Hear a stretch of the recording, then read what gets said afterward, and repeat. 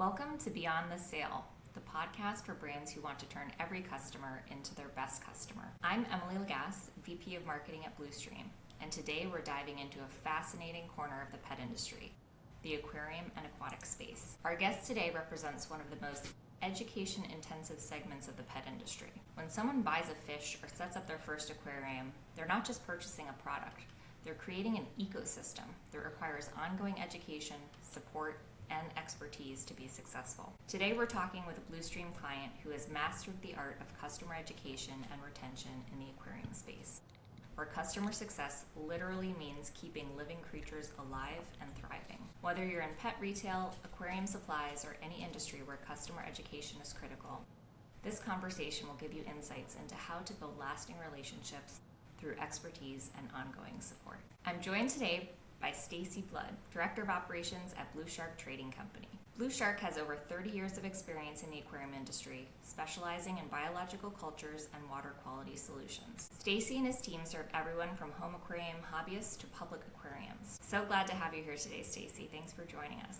Hey, you're welcome. Good to be here. I think this will be fun. Talking about this stuff is always a joy. Yeah. So tell us a little bit about Blue Shark Trading Company. I would love to hear an overview of the history of the company and where you are today.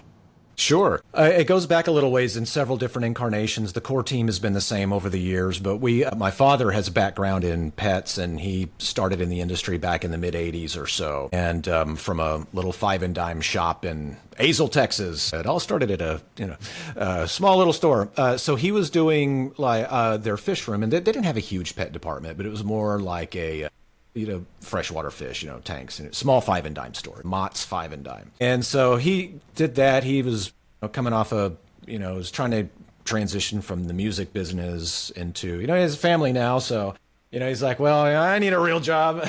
I'm tired of lugging these amps around, all the time. So he did that. And after a while, he became a rep for a distributor in the area, and then he became the buyer for the whole company, and then he went off to the races in a really successful career in pet. And so I've kind of followed in his footsteps and specializing in aquarium. He was always more into aquarium and pet. And so in the early 2000s we started working with commercial customers for large water, maybe golf courses, small lakes, municipal lakes, wastewater treatment, working with these bacteria cultures, which we're going to talk about. And so we started around then, and then that's a very difficult industry, and we learned pretty quickly that it's going to take a long time to start building the infrastructure and the relationships to really crack those industries. They're very different than, we knew retail a lot better. So we decided, well, let's just go and let's offer these products for retail. And so that's what we did. And we had a lot of success starting in California.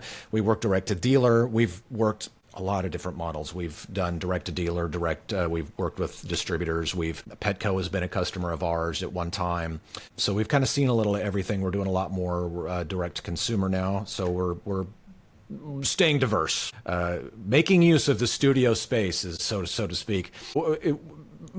Fast forward to about 2011, we started working with our customers at TM in Las Vegas. They made a lot of large custom aquariums, a lot of acrylic projects for the Strip in Vegas. So they had a very, very large acrylic business, and they ended up getting a TV show called Tanked, and they called and said, hey, we're looking for, we want to, promote a product line, and what do you guys think? We already use your stuff in all of our projects. It'd be pretty cool. So we did that for a little bit for several years, and it really got our core product Colony on the map. And our core products that we are very known for is our nitrifying bacteria called Colony that cycles aquariums in about a week. Typically, if you were to wait the natural way to cycle an aquarium, it'd take about 6 to 8 weeks. So, and then our other bacteria is an organics consuming bacteria called Outbreak. And we have a few water conditioners and some other very important key products. Our company likes to focus on a finite number of quality products instead of just seeing how many SKUs of redundancy we can come out with, which is one of our points to brand loyalty that we've discovered. But that's essentially the history.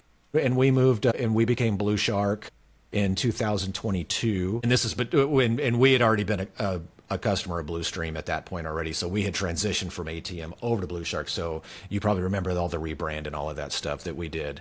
And so that was a big lift, major lift. So yeah, we're working with Shopify now. We're doing more direct to consumer, but we are doing some distributor dealer type of things, which I'm sure we'll get into here later. And that's essentially the history. We've kind of moved from the early 2000s into now in a variety of industries with a focus on communication, education, and cutting through a lot of dogma that's out there has kind of been our identity. Excellent. Thank you so much for that overview. And just even hearing that overview, I already know, even though your title is Director of Operations, I know you wear a lot of hats. In your business.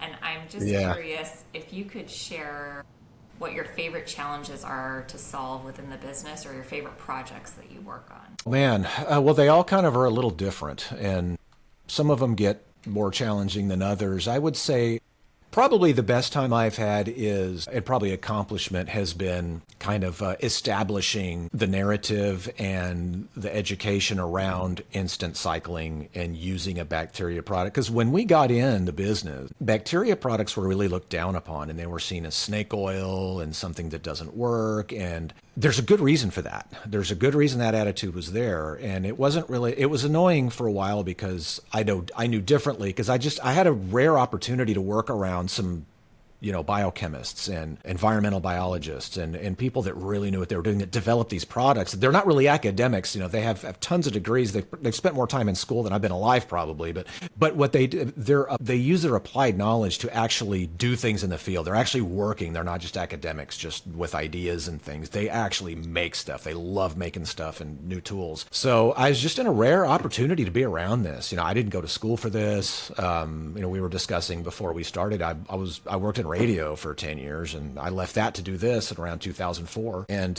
I do music and other things, but this has been my focus since 2004. So establishing that, I would say half the time that I've been doing this was really frustrating, because I was really trying to get word out about this and try to get people to understand that these things really work. And I think after the show Tanked happened, that became a lot easier. And now all of a sudden people are using these products where they used to insist that they don't work, and now people basically just accept it, and they're a lot more widespread. I don't have to defend it anymore, really. Yeah, it's been so I've had a lot of help. We've had some really good partners that went out there and fought the fight, but it's probably, when it comes to trying to market not just a brand, but we were trying to market a concept. That's totally different than just trying to get a product out there. You're trying to win hearts and minds towards a new technology that they already have a really bad attitude about. And that was really rough. And it was really rough at times. I mean, that was a tough slog, but you stick with it. My grandfather always said, "Hey, you just got to keep coming. Just got to keep coming. Never quit." And I'm like, okay, but hey, turns out he's right. You just keep going, and things get a little better, and they get better all the time. But we always wanted to be kind of like the counterculture. Culture, get it? Bacteria culture. Change your culture. I should use that one.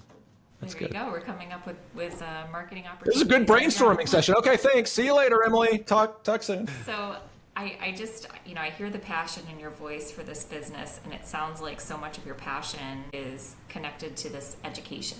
Not only everything that you get to learn from all of these experts, but that information that you then get to disseminate to all of your customers and followers. And I have seen firsthand your strength at doing that. So I'm excited to get into that in this interview. And, my next question for you is probably a perfect lead into that, because I think I might know the answer, which is, if you could tell us in one sentence, what is the biggest post-purchase challenge that's unique to the aquarium and aquatic pet industry? There's a few. I'll name a few. One is using products as they're directed.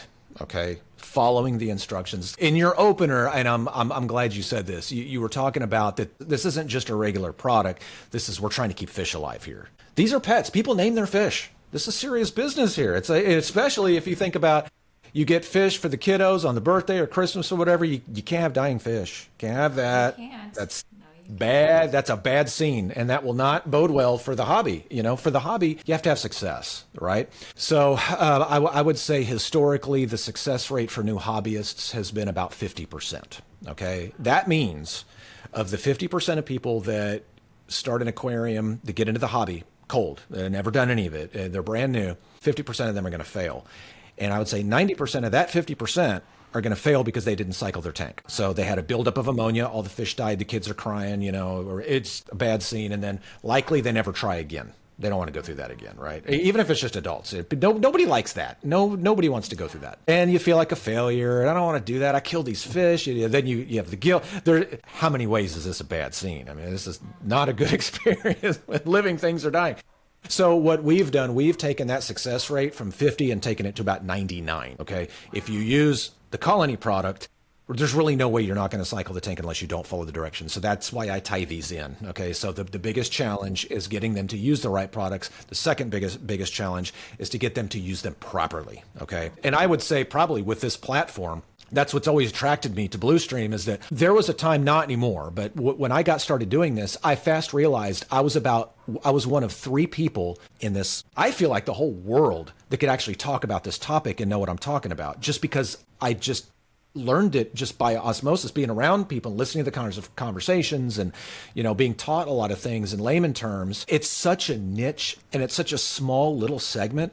I mean, think about it. One of the things I was always asked was, oh, your product works, does it? Well, yeah. Okay, well, where are your peer-reviewed studies? It's like, there aren't any. What do you mean? Well, those cost money, and this has already been determined to work at industry. Nobody is in the dark if this works or not. It's just used and we know it works. Nobody's going to pay for that, right? I mean, it's like, where's your peer-reviewed study that the sky is blue? Nobody's going to do that, okay? Because why? So you run into those little challenges. It's just a small little, it's such a small segment of science even. I talk to marine biologists at public aquariums, have no idea what I'm talking about. It's not because it wasn't their discipline. They didn't study that in school. They didn't do microbiology. Now, had they done microbiology, then they would have a secondary discipline and they'd understand it. Like, I don't know anything about marine biology really, so I can't really tell them anything about that. But they're always really fascinated by it because they get it. Once they get it, they're like, oh, I see. But they never covered this part, so they don't. But I have this little unique spot that I had. Now it's different now, and it's interesting. I can read things online about this topic, and I read the words, and I know those are words that I told somebody. It's weird to read your words coming back to you, like out there, because over the last 15 years, and some people that I talk to. So where I'm getting at is what I'm hoping is this platform becomes that clone of myself. And that's what we've wanted it to do. And it does it in a lot of capacities, really. There's a lot of, I've always looked at it as an employee for variety of things, right? It becomes an employee. But for my particular wants and needs, if I can clone myself to just do this education for every new person that comes along for me in a matter of time, way more efficiently than I can do it myself, man, that's winning. That's like, if I'd have had this 15 years ago, oh my goodness. And I would have saved myself so much stress and frustration and all of those things. So yeah, we hear that a lot, especially from founder-run businesses that started small, as I'm sure your father did back in the 80s.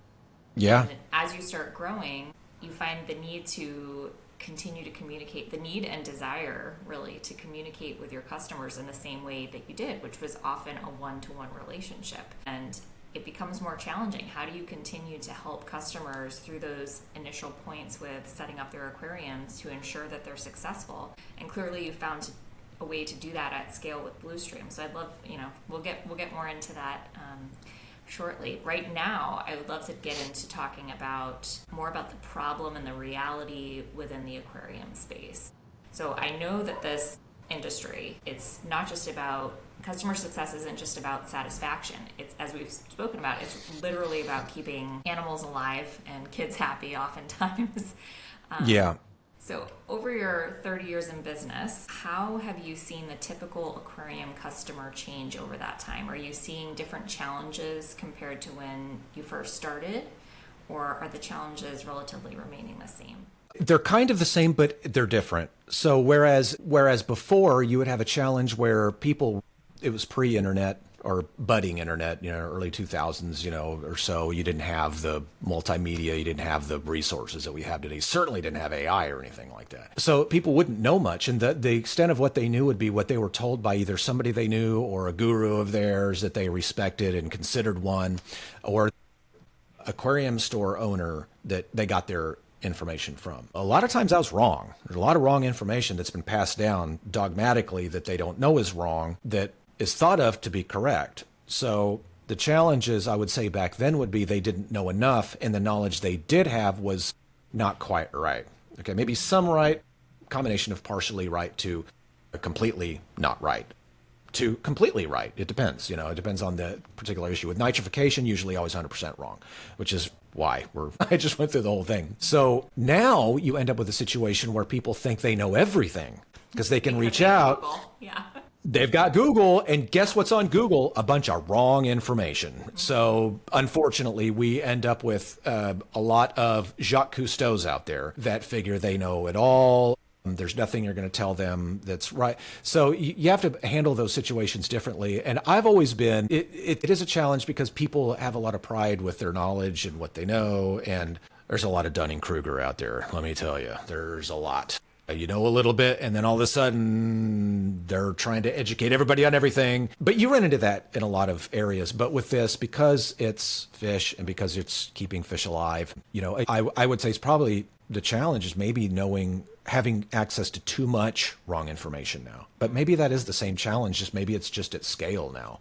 So yeah, I think there's a lot to that. And even though someone may be an experienced hobbyist in aquariums and having fish, they may not know the specific recommendations that Blue Shark may have to use those products, or how those products may interact with the other products they're using, or the type of environment they have. And so getting that information directly from the source is critical, and a Google search may not give that to you. So I can understand That's right. why you rely so heavily on BluStream messaging for that, because you control what information someone is getting and when. That's true. I mean, I think of it, it is kind of like I like to be a tyrant with the information because I want them to succeed. I want them to have the right information, and I don't want them to be contaminated by wrong stuff because it's going to make them fail. And if they fail, they'll be out of the aquarium hobby. They'll be out. We probably won't get them back. So that's the key to that. And BluStream really lets me get them in the pipeline, control their experience, because I'm going to bring them to success and they will have a good time. And okay, here's a statistic that's going to blow your mind.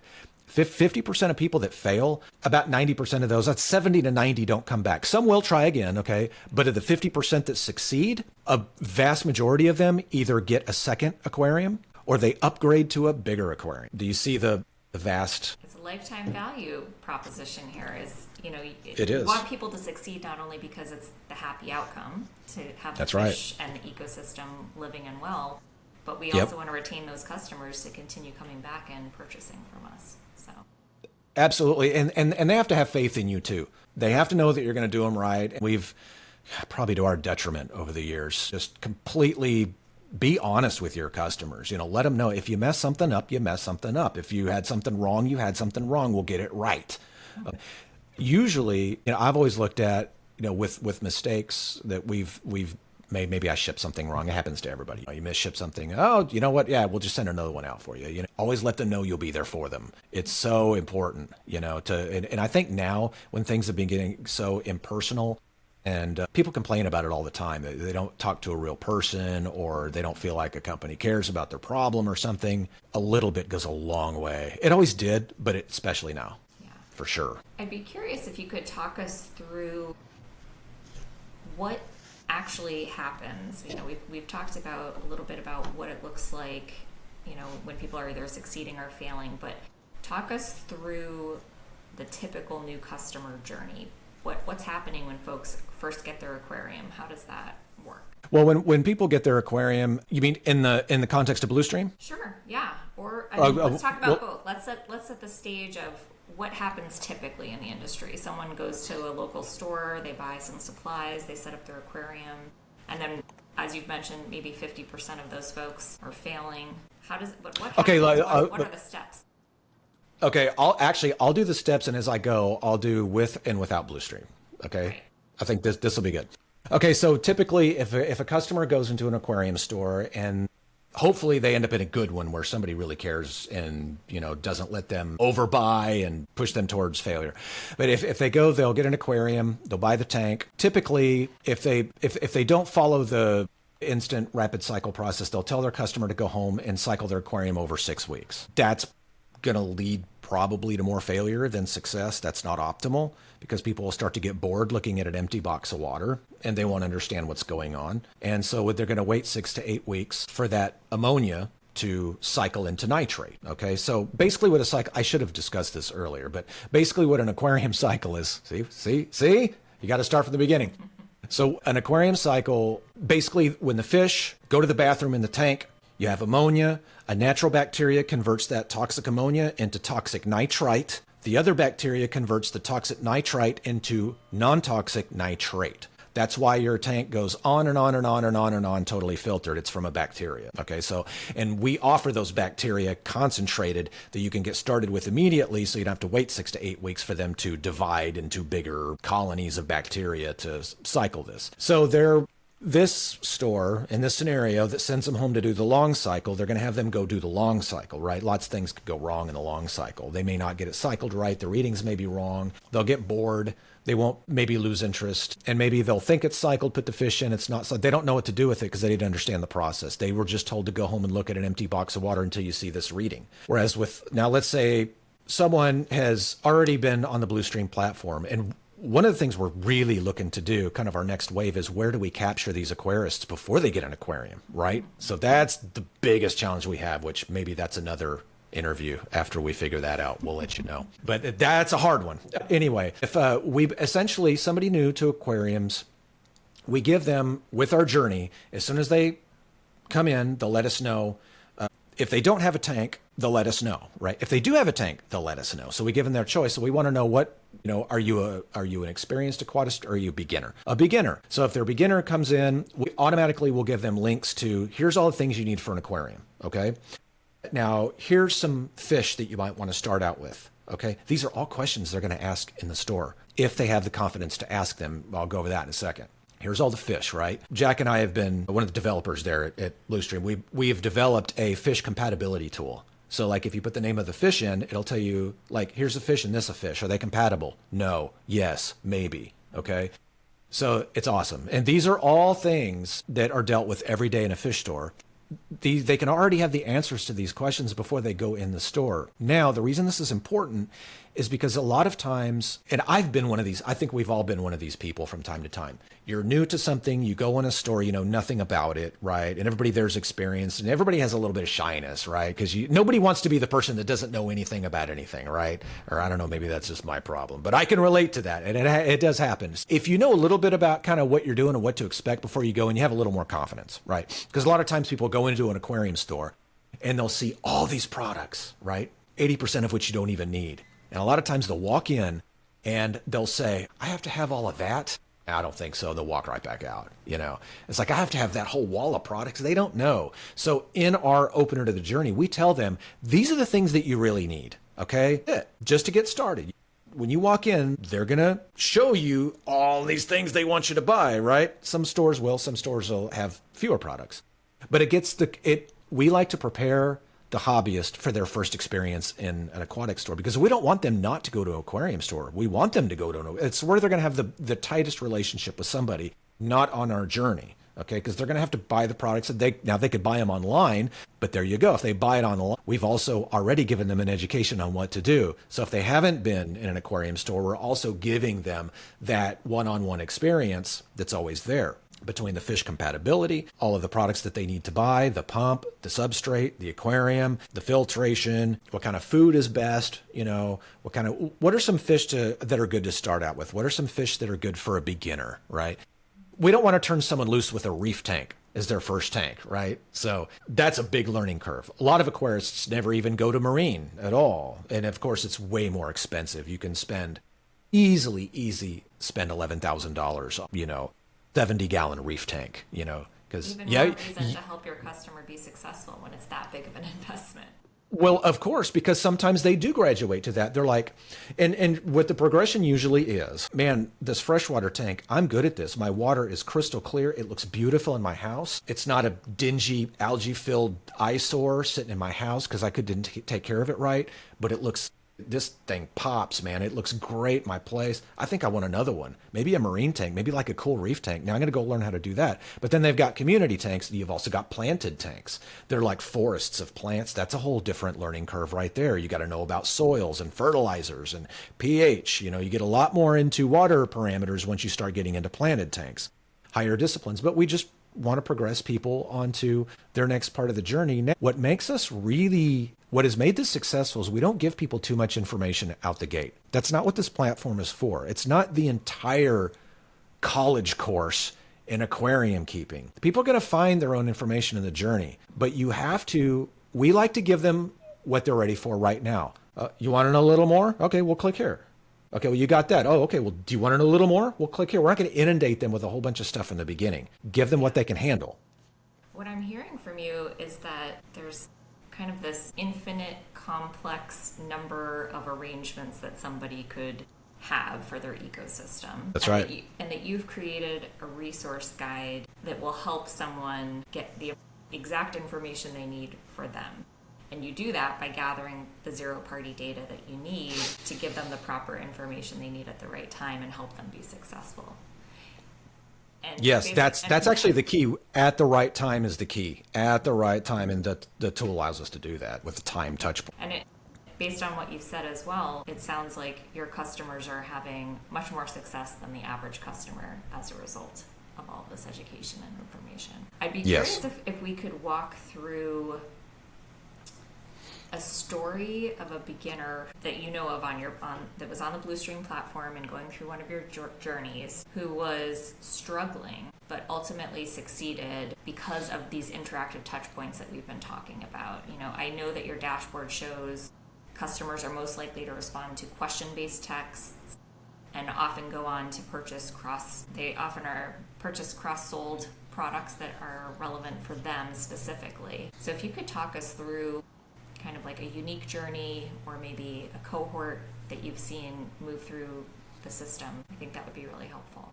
You know what? It's kind of a boring story because there aren't really many issues to speak of. That's one of the things that we've always been very fortunate to have is very few tech support, very few questions. I would say probably where we need to do a little better. And usually when I look at those metrics is where we kind of looked at where we could do things a little better, right? How can we tighten up some touch points there? How can we maybe be less pedantic with something, or, it's always those challenges. But I would say probably, on a few occasions, it's probably just down to water parameters and trying to see with freshwater, you don't always have the same water parameters in each place. So if you're in Miami, your tap water is different than your tap water in St. Louis. Okay. It's different than your tap water in Rockwall, Texas. They're all different. Your alkalinities are different. Your pHs are different. And so we've seen some hiccups with cycling on that part of it. And I think that those are some things that we need to improve upon, tightening that up a little bit, just with a little bit different content. And that's stuff that we're working on right now is getting some video content done. We actually have some partners right now that have done some video for these types of things. One in Miami right now that's working on a good video series for Colony that kind of addresses some of these problems right here. So we want to be able to populate this video content, especially with the new chat stream tech that's going on now that we're opening up here pretty soon, that we can actually populate that with actual video to address some of these things. But I would say a lot of the experiences aren't really any different. It's funny, the actual short version of an experience is person signs on to Blue Shark platform and they don't sign off. They don't opt out. We've never had one person opt out, not one. So, and I'm surprised and not surprised because the whole point of this platform is not to annoy people. It's not to inundate them with a whole bunch of irrelevant information. Everything is relevant to them. We know what size their tank is. We know what fish they have. We know all of this, their personal information. And because we know when they started their tank, we know how old their tank is. So if you can imagine, getting on the journey, you start your tank. When we come back and say, hit continue or hit go when you've cycled your tank and your parameters look good. We know at the date their tank was cycled, which means we know how old their tank is. That means on day 5, guess what I'm sending them? Hey, is your water looking a little cloudy? And it probably is because we know after about 4 or 5 days that bacterial bloom happens and it clouds up. And that's our opportunity to say, don't mess with anything, just let it burn out on its own. Their first thing they're going to do is go on Google. Oh my God, my water's cloudy. What's going on? You're going to get somebody to tell them, oh, you need to do water changes, which makes it worse because you just bring in a whole bunch of fresh nutrients to refeed it again. So that that's our opportunity to say, hey, yeah, it's a bacterial bloom. Guess what? Don't do anything. You don't have to buy anything. You don't have to just let it clear up. And it's those things on and on and on as we go. We like to know their problems before they even know the problem exists. That builds trust. Man, they already knew that was going to happen. That's exactly what I was just about to say, is proactively talking to your customer about what they may be experiencing or what may be coming up. Like if you even said the day before, your tank may be cloudy when you wake up tomorrow, don't freak out. Exactly. That is huge trust builder, especially when you're helping them solve this problem or non-problem as it may be.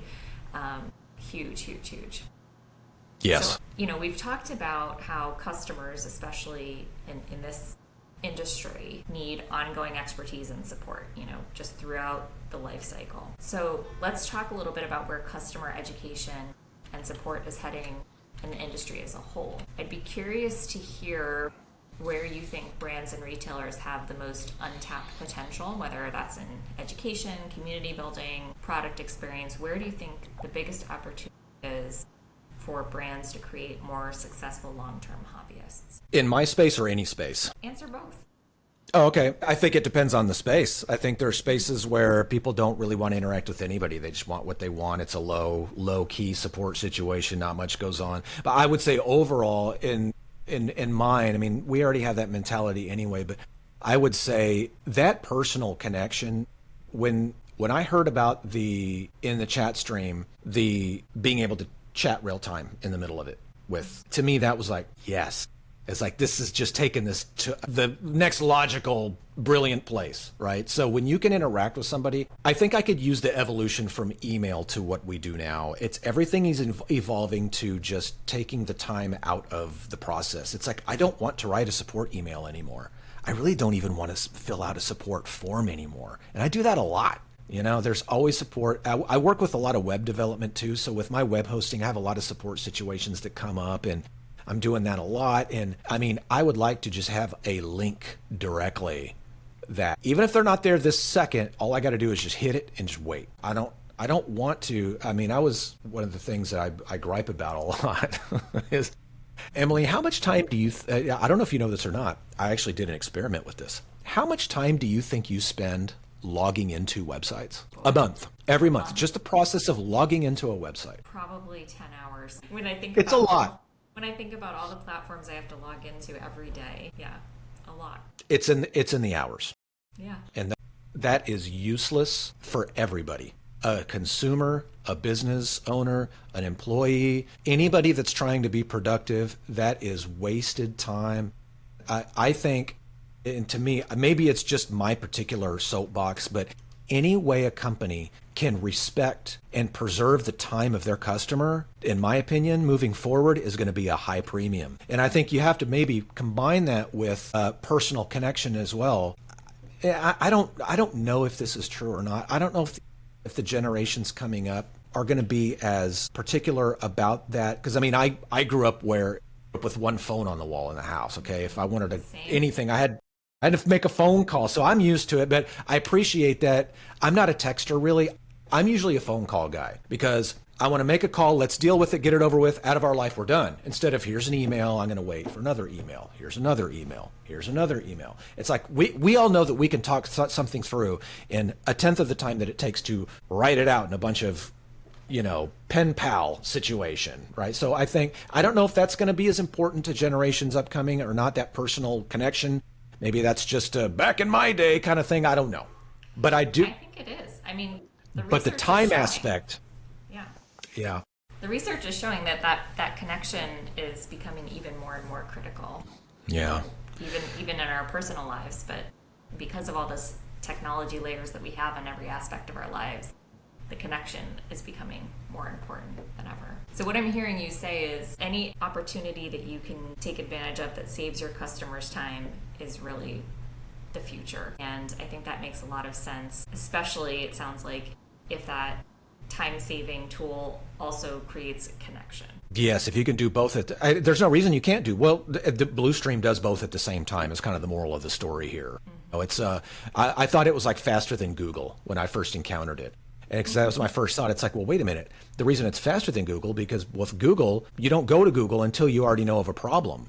With this, you learn of the problem and get the solution before you even got a chance to think about it. You don't have to go search anything. So in that respect, it is faster because you're reading their journey. You already know where they want to go. And there's no reason we can't do that. There's no reason. So you save time and you do build a connection at the same time. For pet industry entrepreneurs listening who sell products that require customer education and ongoing support, what's one piece of advice you have that could make an immediate impact for them? For pet, this is strange because I would say to not focus so much. I think the instinct is, and it's not that to do this is bad. I'm not trying to say that, but I think appealing to your customer's relationship with their pet, it is important. I get it because people are sensitive about it. But I think maybe not being afraid to maybe take more seriously the circumstances surrounding their pet. For instance, with fish, I really don't look at it as fish anymore, right? An aquarium, I really don't even see the fish anymore. I see it as though I'm keeping water. I'm not keeping fish. I'm keeping water because without the water, you have no fish. So my focus is, and I try to get my customers to look at this as you're keeping water because you are. All this stuff that you're doing with our products is for the sake. I mean, now the goal is to have your fish be healthy and thrive. But in order to do that, you're keeping water. So I think maybe not being able to expand and, we always appeal to empathy and that's good. And we do that too, because in a lot of times, owners have names for their pets, but I think sometimes we lose track of some of those circumstantial problems surrounding the pets and focusing on that maybe a little more. I think they'll find that their customers are more interested and curious and engaging than they thought they would be, especially as they get closer to their pets. Know what you're talking about. Maybe that's the fastest thing the way to say it. I love that. So as we get ready to wrap up here, how can aquarium retailers and hobbyists connect with you and Blue Shark and learn from your expertise or try your products? Just go to BluSharkJourney.com. See, our whole branded website is based on the platform. It's actually, our Blue Shark Journey to me is the best product we've released in the past 36 months. It is a product. We actually treat it like a product. So, because it gives the utility of any of our other products and is the gateway to all of them. So yeah, go to BluSharkJourney.com. You'll find all of our products and the content surrounding the products. And you can also sign up for the journey at BluSharkJourney.com. And it's really easy to sign up either way you do it. So yeah, that's pretty much it. And we have some, YouTube content for our Blue Shark Journey YouTube. One thing Facebook, Blue Shark Journey. I will say our team talks a lot about how Blue Shark has done such an incredible job using BluStream as a branding tool. BluSharkJourney.com is named after your BluStream journeys because it's such an integral part of all of your products and your customers' experience. And I love that. And no other company has it. Yeah, exactly. It's a competitive edge for you. Well, we are an R&D company, so we come out with products that have never been in the market. We like to innovate and bring new products. We see it as just another innovation for us. It totally fits us. So that's really why we lead with that. Yeah. Do you have any final thoughts for anyone listening about building lasting relationships through customer education? Yes, I do. And I would say that if you have a product or you have a business and it's something new or it's something difficult or complicated, you have to just go out there and get in the brawl and stick with it. You have to stick with it. That's what it's been like. And not every industry is like that. Not every company is going to go through that. But you have to stick to your guns, especially if you know what you're doing and you know what you're doing is right. It's going to be hard. You'll have pushback, especially in the climate now. I mean, you go put anything and you're going to have a zillion haters on anything that you do. It's just, it's a real gut check when you get out there in the world. And it's easy to lose confidence. And I mean, to be honest, if we had started what we were doing and it was the same climate with this same type of social media thing we've got going on now, I don't know how I would have handled it. I don't know. I may have just gone curled up in the fetal position and just given up. I don't know. Now, I don't know about that. But the thing is, stick to your guns. Just tell your story. Find a way to tell your story over and over and over again. Your entire business, your product is a story. And if they don't believe in the story, if they don't remember your story, you don't have one. That's another thing about BluStream, and I think I was talking with, I think it was with our EU distributor. We talk about the platform because he's going to open it up for EU as well here as soon as he gets everything all ready to go. And I think when people ask me the most what I like about it, yeah, the education is great. Bringing people along is great. But my business will not exist if I can't adequately tell the story. It will not exist. And I have to keep telling it. And after I think I've told it enough times, there's no way anybody could ever forget it. You're wrong. You have to keep telling the story. Why do you think Coca-Cola still advertises after 80 years the way they advertise? Well, do they need to at this point? Yeah, they need to. Why do you think a radio DJ says the call letters and the frequency 65 times an hour? It's not because everybody's going to remember the first time. So you have to keep telling your story. So any way you can figure out to do that the most efficiently and the most comprehensively, do that. Find a way to do that. And I would recommend the BluStream platforms for that because it allows you to do that. And you get to keep telling them the story in an automated fashion, and they can go back, they can rewatch things that they saw. They can, it's a great storyteller. That's what I'm using it for. Right. Just one last thing. Our partner in the EU, he sells our products over there, but he's also the biggest fish transshipper in the world. So he has a whole fleet of semi-trucks on airplanes. He'll move like big sunfish and sharks. They've built their own life support systems that they move across Europe on train, airplane, trucks. But he's doing videos for the products because he uses them. That's why he has gotten the products, because he's used them and he loves them. So he's like, who do you have selling these over here? I want to sell these over here, So he's done some videos now that those videos will be the content for specific products in the journey. So when you want to learn about a product, Joao's video is going to come up from Portugal. There you go. So we not only we can sell the story, we can have our partners tell the story for us. So. There you go. Yeah, it's beautiful. Yep. It's a beautiful way to tie everything together. Absolutely. This has been such an insightful conversation. And, again, what really strikes me is how Blue Shark has turned customer education into a competitive advantage. And in an industry where success literally means keeping these ecosystems alive, you've shown how deep expertise combined with clear communication creates not just customers, but passionate hobbyists who stay engaged for life. So for our listeners in the pet industry, or any industry really where your customer needs ongoing education and support, Stacey's approach demonstrates that when you invest in truly helping customers succeed, they become your best advocates. The aquarium space might seem niche, but the principles we've discussed today about turning complex technical knowledge into accessible guidance apply whether you're selling fish tank bacteria or any other product that requires customer expertise. Stacey, thank you so much for sharing Blue Shark's story and your insights on building lasting customer relationships through education. It's clear why Blue Shark has thrived for 30 years. You've made customer success your mission, not just your metric. To our listeners, if you're looking to improve your own customer education and retention strategies, take a page from Stacey's playbook. Invest in truly understanding your customers' challenges, create educational content that actually helps them succeed, and remember that sometimes the best customer experience is simply being there when they need the help the most. Thanks for joining us on Beyond the Sale, and until next time, keep building those lasting customer relationships. Thanks, Stacey. You're welcome. Thanks. We'll do it again. Great.